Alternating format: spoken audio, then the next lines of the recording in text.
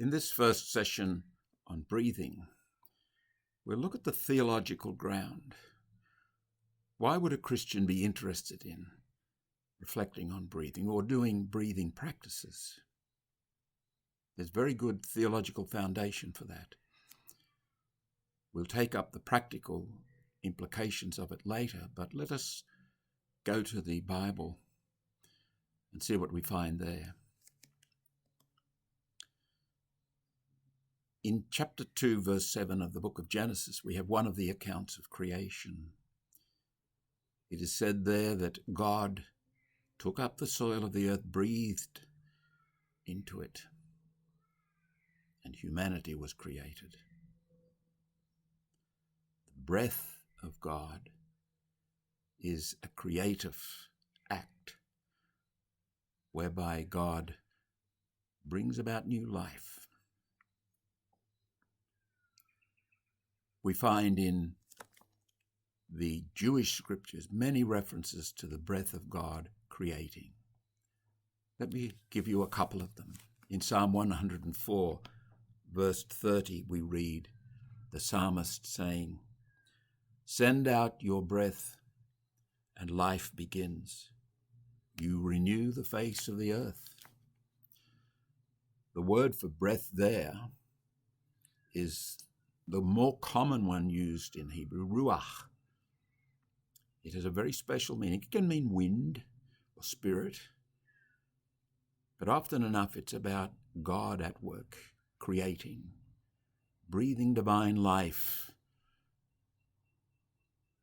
In the prophet Ezekiel, we have that amazing image of the dry bones where the prophet is asked to say over these bones, "I am now going to make breath enter you, and you will live."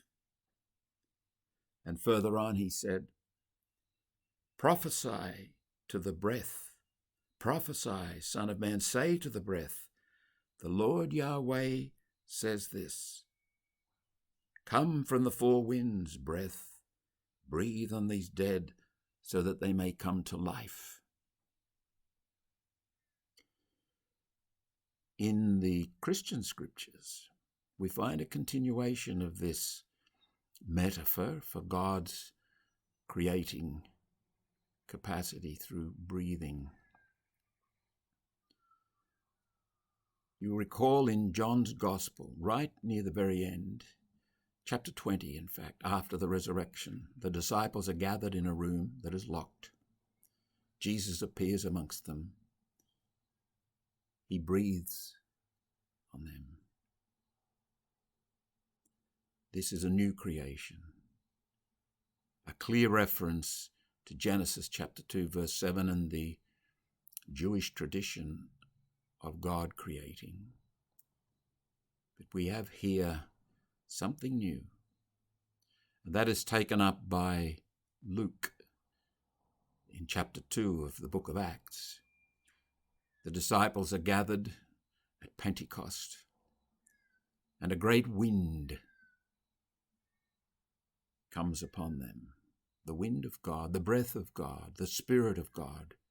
We refer to it as the Holy Spirit.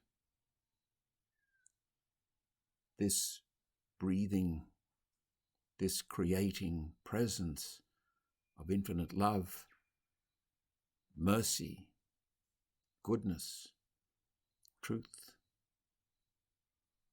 is there for us all the time, everywhere, under all circumstances.